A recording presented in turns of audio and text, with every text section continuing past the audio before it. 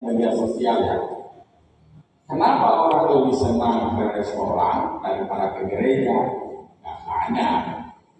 Jadi orang itu rupanya yang ke restoran itu, tempat makan itu tidak sengaja menjatuhkan gelas. Terus apa namanya? Waitersnya ya, yang menjaga itu bilang, "Oh Pak, nggak apa-apa, nanti kami bersihin." Coba kalau ada masalah di gereja dan salah sedikit, kau ini apalagi kalau suami istri ya, ada juga bisa suami istri ya, waktu masih pacaran ngomongannya tersangkut sedikit apa bilang, kasihan kakinya agak sakit ya. Setelah sudah menikah dan sudah lama, di mana kamu itu? Kamu udah tahu itu batu kamu tendang, karena kacamatanya berbeda saudara. Nah, saudara ini yang dikasih oleh Tuhan dalam menjalani semuanya ini, kita diharapkan betul-betul kita saling memahami satu dengan yang lain. Seringkali saudara memang kita bisa lelah saudara untuk mengerti dan memahami setiap persoalan yang dihadapi oleh umat Allah. Saudara, kita bisa lelah. Saya bisa bayangkan bagaimana lelahnya Tuhan mengerti kita manusia yang terus-menerus punya kecenderungan untuk melakukan pemberontakan terhadap Dia. Maka selalu saya ingat saudara, kisah ketika manusia jatuh ke dalam dosa. Saya selalu ingat itu, betapa baiknya Tuhan. Tuhan sudah tahu Adam dan Hawa itu sudah ambil buah pohon itu kan, udah tahu itu saudara. Dia udah tahu kamu salah itu, saudara. Kamu bisa bayangkan hati Allah yang begitu lembut saudara.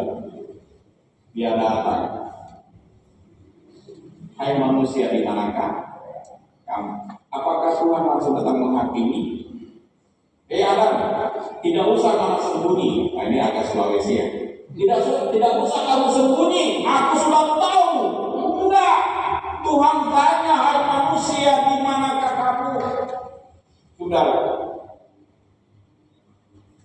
karena kenapa Allah merindukan bagaimana semua orang kembali kepadanya, bagaimana setiap orang kembali kepadanya, saudara. Seperti bagaimana seorang bapak menanti anak yang hilang itu. Bapak itu terluka hatinya, dihianati oleh anaknya, pergi tanpa mempedulikan dia.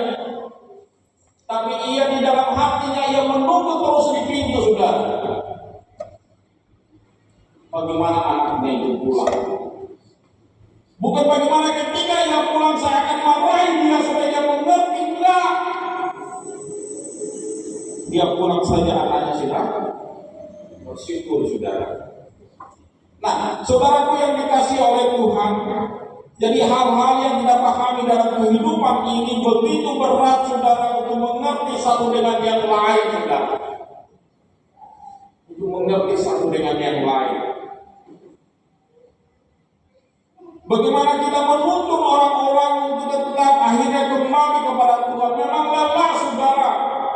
Kita bisa merasakan sakit dan itu kita rasakan bagaimana sakitnya kasih Allah kepada saudara dan saya. Demi kasih Yesus harus terrajam saudara. Makanya dikatakan di sini, bagaimana Kristus, sebab untuk itulah Kristus telah mati dan hidup kembali supaya Ia menjadi Tuhan baik atas orang-orang mati maupun atas orang-orang hidup. Sudah.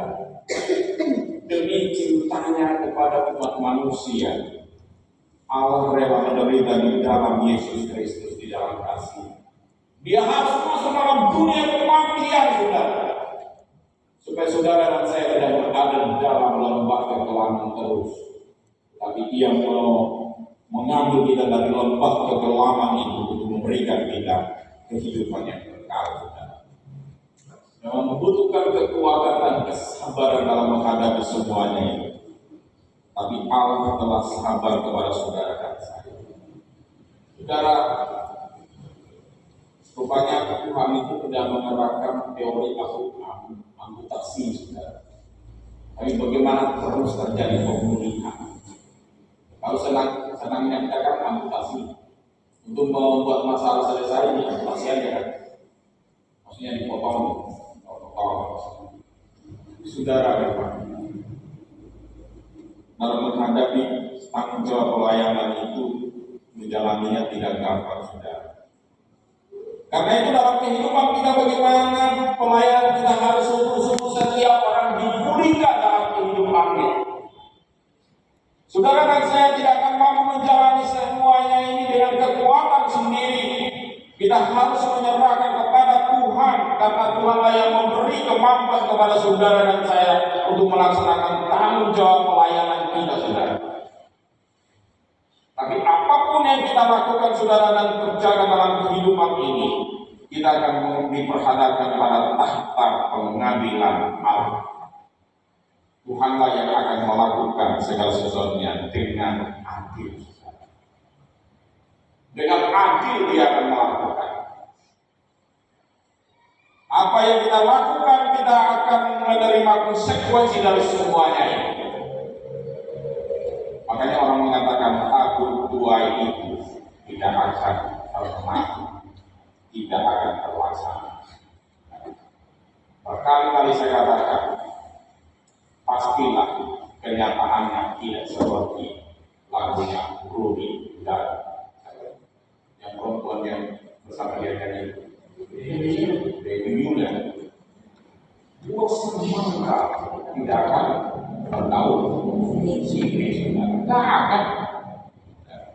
Buah semangka akan menghasilkan daun, karena daunnya akan daun semangka. Nah, tetapi bagaimana untuk mengatasi semuanya itu ketika kita mengalami situasi yang berat? Datanglah kepada Kristus, sang kepala gereja yang mengasihi saudara dan saya. Karena demi keadilannya, Ia rela dijatuhkan semua hukuman atas dosa saudara dan saya melalui penyaliban.